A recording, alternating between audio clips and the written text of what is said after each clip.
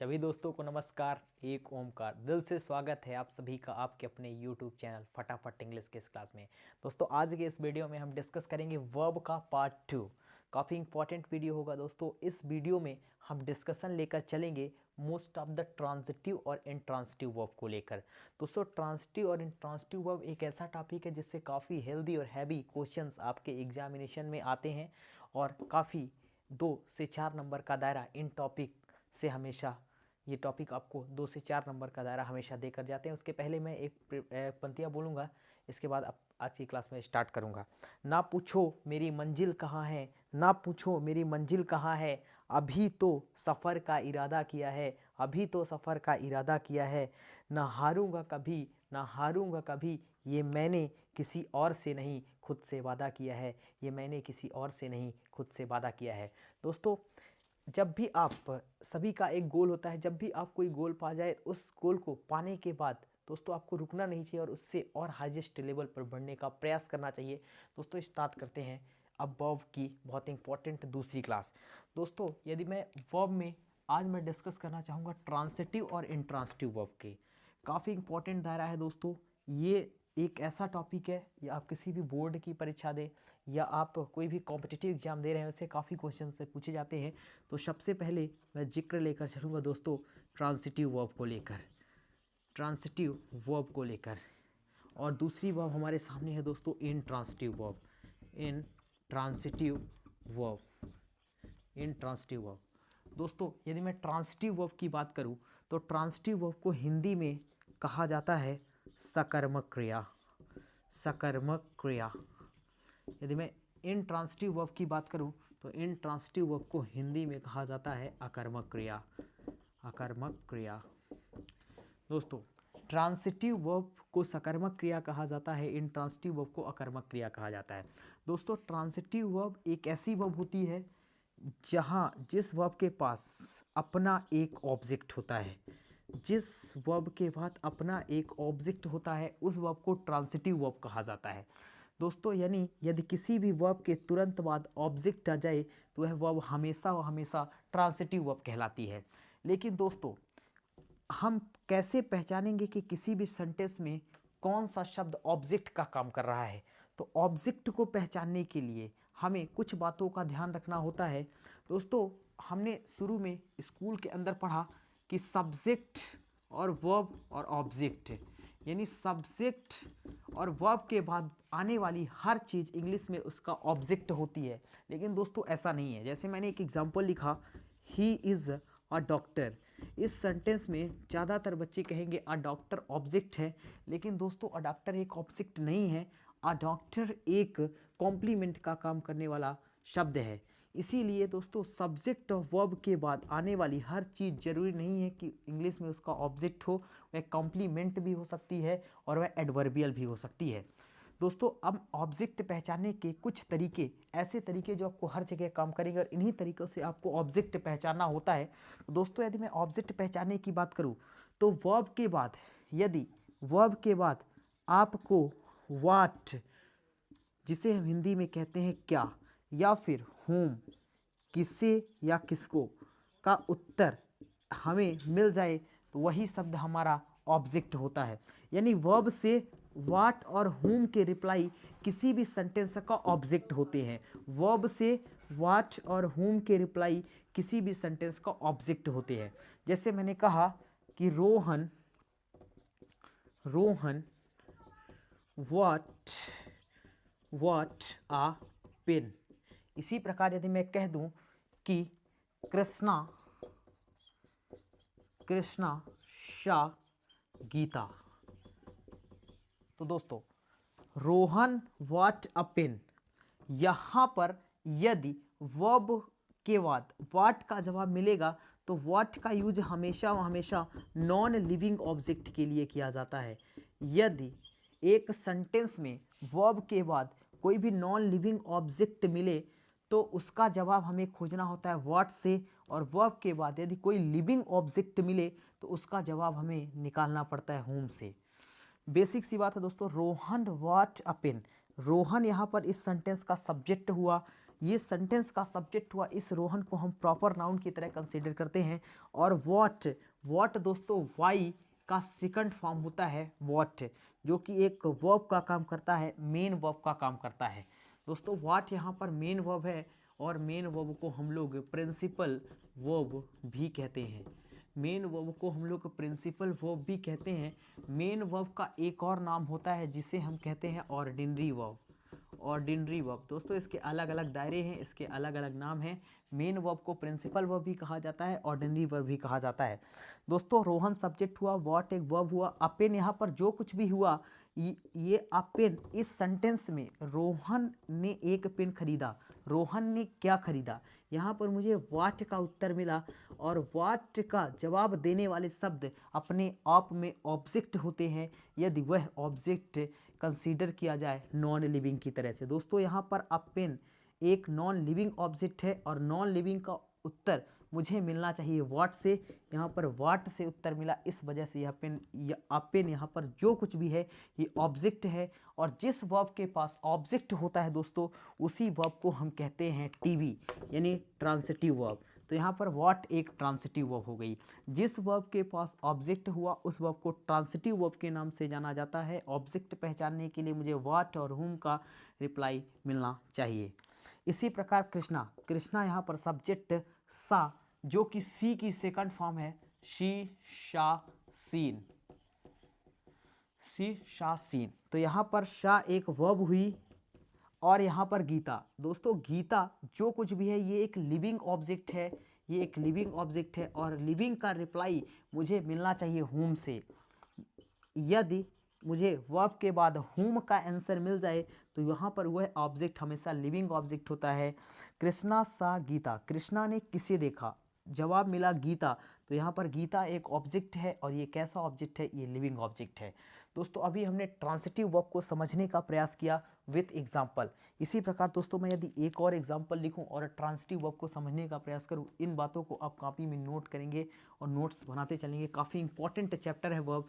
किसी भी टॉपिक के बेस को समझने के लिए वर्ब के चैप्टर को गहराई से समझना काफ़ी इंपॉर्टेंट होता है। दोस्तों यदि मैं कहूँ कि they are playing cricket, they are playing cricket. दोस्तों इस सेंटेंस में मुझे ऑब्जेक्ट पहचानना है। ऑब्जेक्ट पहचानने के लिए मुझे क्या करना होता है, वर्ब के तुरंत बाद मुझे चेक करना होता है कि यहाँ पर क्रिकेट लिविंग है कि नॉन लिविंग। क्रिकेट यहाँ पर एक नॉन लिविंग चीज़ है, क्रिकेट यहाँ पर एक नॉन लिविंग चीज़ है, और नॉन लिविंग के लिए मुझे इसका आंसर मिलना चाहिए व्हाट से।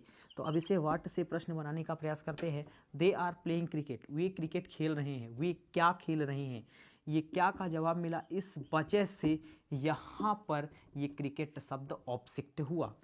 दोस्तों इस ट्रांसिटिव और इंट्रांसिटिव वर्ब का और ऑब्जेक्ट का काम सबसे ज़्यादा पैसिव वॉइस में पड़ता है। दोस्तों अभी हमने ट्रांसिटिव वर्ब समझने का प्रयास किया, अब हम समझने का प्रयास करेंगे इंट्रांसिटिव वर्ब। दोस्तों यदि मैं इंट्रांसिटिव वर्ब की बात करूँ तो किसी भी शब्द के साथ यदि किसी भी शब्द के पहले इन लग जाए तो वहाँ पर वह हमेशा अर्थ कंसीडर करता है दो प्रकार से। या तो वह अर्थ बनाएगा नॉट का, या तो फिर वह अर्थ बनाएगा इनसाइड का। किसी भी शब्द के पहले दोस्तों यदि पहले इन लग जाए तो या तो वह नॉट का अर्थ कंसीडर करेगा या फिर इनसाइड का अर्थ कंसीडर करेगा। दोस्तों जब कोई शब्द किसी भी शब्द के पहले लगता है तो उसे हम प्रीफिक्स कहते हैं, जिसे हम हिंदी में उपसर्ग के नाम से जानते हैं। दोस्तों एक और बात मैं आपको बता देता हूँ, कहीं पर भी यदि आपको पूरी इंग्लिश में PRE शब्द मिल जाए तो ये मीनिंग हमेशा कन्वे करता है पहले का या फिर पूर्व का। जैसे आप बोर्ड एग्ज़ाम के पहले एक एग्ज़ाम देते हैं, that is called pre board, यानी ऐसा बोर्ड जो बोर्ड के पहले हो, जो मेन बोर्ड के पहले हो। इसी प्रकार दोस्तों यदि मैं एक और बात का डिस्कशन करूँ तो प्रीवियस एक एडजेक्टिव है, यहाँ पर प्री लगा, प्री यानी पहले, पूर्व के, प्रीवियस ईयर पेपर, पूर्व के पेपर, इस पेपर होने से पहले पूर्व के पेपर, प्रीवियस। PRE शब्द अगर आपको कहीं भी मिल जाए दोस्तों तो हमेशा मीनिंग कन्वे करता है पहले का या पूर्व का। दोस्तों इंट्रांसिटिव वर्ब समझने का प्रयास कर रहे थे। अब यहाँ पर इंट्रांसिटिव वर्ब की बात करूँ तो इंट्रांसिटिव यानी अकर्मक। दोस्तों सब्जेक्ट को हिंदी में हम कर्ता कहते हैं और ऑब्जेक्ट को कर्म कहते हैं। तो ऐसे ऑब्जेक्ट जिसमें कर्म नहीं होते हैं उन्हें इंट्रांसिटिव वर्ब कहा जाता है, जिसमें ऑब्जेक्ट नहीं होते हैं। दोस्तों ऑब्जेक्ट अभी हमने पहचाना कि कौन से शब्द किसी सेंटेंस में ऑब्जेक्ट होते हैं। अब हम इंट्रांसिटिव वर्ब में एक बात समझने का प्रयास करेंगे कि अगर मुझे वर्ब के बाद आंसर मिल जाए वेयर का यानी कहाँ का, या फिर मुझे आंसर मिल जाए हाउ का कैसे का, या फिर मुझे आंसर मिल जाए व्हेन का कब का, अगर मुझे दोस्तों वर्ब के बाद इन तीन चीज़ का आंसर मिल जाए तो वह वर्ब हमेशा व हमेशा ट्रांसिटिव ना होकर इंट्रांसिटिव वर्ब हुआ करती है। जैसे यदि मैं एक एग्जांपल लिखना चाहूँ, मनोज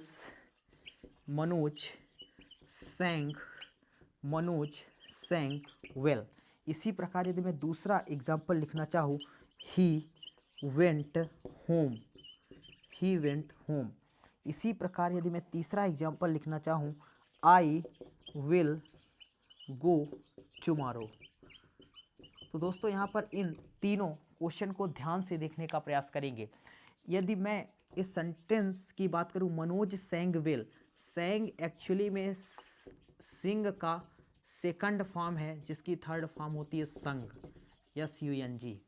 दोस्तों मनोज सेंग वेल, मनोज ने कैसे गाया, यहाँ पर ये हाउ का जवाब मिला, और हाउ का जवाब जब यहाँ पर मिला तो हाउ का जवाब देने वाले शब्द अपने आप में ट्रांसिटिव नहीं, हमेशा इंट्रांसिटिव वर्ब होते हैं। इस वजह से ये सेंग जो भी हुआ ये IT भी हुआ, इंट्रांसिटिव वर्ब।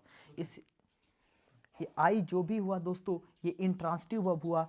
इसी प्रकार मैं दूसरे सेंटेंस की बात करूँ, ही वेंट होम, यहाँ पर होम, ही वेंट होम, वह घर गया, वह कहाँ गया। दोस्तों यहाँ पर वेयर का जवाब दे रहा है, और वेयर का जवाब देने वाले शब्द अपने आप में ऑब्जेक्ट नहीं होते, और जिन वर्ब के पास ऑब्जेक्ट नहीं होता उसी वर्ब को हम जानते हैं इंट्रांसिटिव वर्ब के नाम से।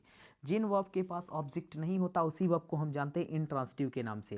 दोस्तों आई विल गो टुमारो, मैं कल जाऊंगा। तो दोस्तों यहाँ पर मैं कल जाऊंगा, यहाँ पर ये आंसर मिला व्हेन का, मैं कब जाऊंगा, और यहाँ पर दोस्तों कब का जवाब व्हेन का जवाब मिला। इस वजह से ये जो भी वर्ब हुई दोस्तों ये इंट्रांसिटिव वर्ब हुई। तो हमेशा आपको एक बात ध्यान रखना है, वेयर हाउ और व्हेन का जवाब देने वाले शब्द अपने आप में कभी भी ट्रांसिटिव वर्ब नहीं होते, और जो शब्द व्हेन हाउ और वेयर का जवाब दें वह शब्द कभी भी उस सेंटेंस का ऑब्जेक्ट नहीं हो सकते, वह या तो एडवर्बियल होते हैं या फिर कंप्लीमेंट होते हैं। दोस्तों हमने ट्रांसिटिव और इंट्रांसिटिव वर्ब को बहुत बेहतरीन तरीके से समझा। अब दोस्तों हम कुछ प्रैक्टिस क्वेश्चंस के द्वारा समझने का प्रयास करेंगे और सेलेक्ट करेंगे कौन सी वर्ब ट्रांसिटिव है और कौन सी वर्ब इंट्रांसिटिव है। पहले प्रश्न का डिस्कशन दोस्तों हम करते हैं। जैसे मैंने कहा Rakhi will donate some money, Rakhi will donate some money. इसी प्रकार यदि मैं दूसरे सेंटेंस की बात करूं तो शिखर हैज हेल्प्ड आ स्ट्रेंजर यानी दोस्तों अजनबी, स्ट्रेंजर। इसी प्रकार यदि मैं तीसरे सेंटेंस की बात करूं, she was laughing.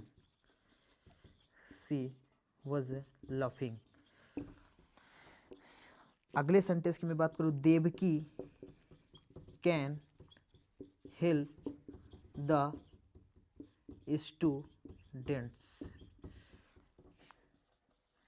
I stopped the car,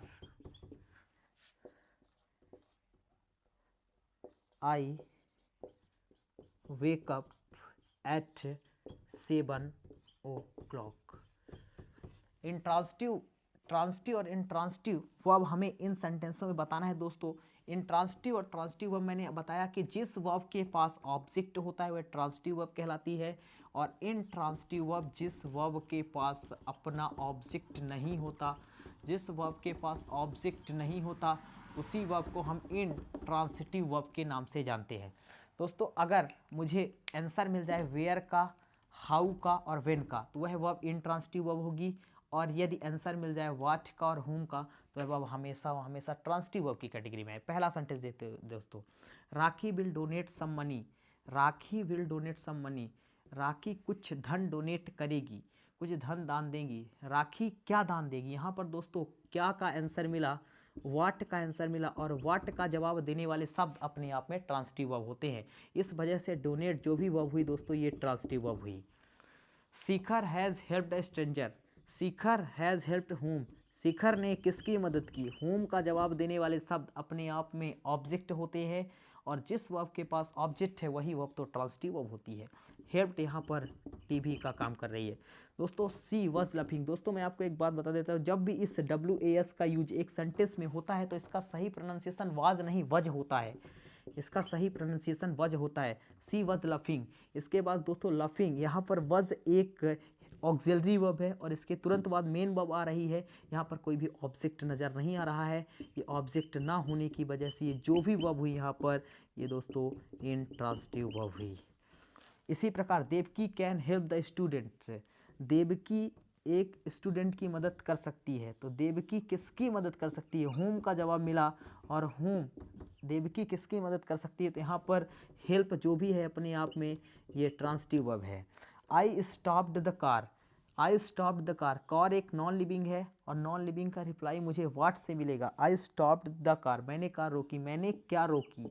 what का जवाब, व्हाट का जवाब देने वाले शब्द अपने आप में ट्रांसिटिव वर्ब, इस वजह स्टॉप जो भी वर्ब हुई ये ट्रांसिटिव वर्ब हुई। आई वेक अप एट 7 o'clock, मैं 7 बजे उठता हूँ। एट 7 o'clock फिक्स टाइम के लिए दोस्तों एट प्रपोजिशन का यूज किया जाता है। व्हेन, मैं कब जगता हूँ, व्हेन का जवाब मिला दोस्तों, और व्हेन का जवाब देने वाले शब्द अपने आप में होते हैं हमेशा व हमेशा इंट्रांसिटिव वर्ब। दोस्तों हमने ट्रांसिटिव इंट्रांसिटिव वर्ब को बहुत ही गहराई में समझा। सभी तरह के प्रश्न को आप देखेंगे और जो भी डाउट होगा दोस्तों कमेंट बॉक्स में कमेंट करेंगे। दोस्तों मिलते हैं आपसे नेक्स्ट वीडियो में फिर एक शानदार नए कॉन्सेप्ट के साथ में। दोस्तों अभी तक यदि आपने अपने चैनल को सब्सक्राइब नहीं किया तो सब्सक्राइब कर लीजिए, वीडियो को लाइक और शेयर दोस्तों करते रहिएगा, बिकॉज शेयरिंग इज केयरिंग। मिलते हैं आपसे नेक्स्ट वीडियो में, टेक केयर, थैंक यू दोस्तों, गुड बाय।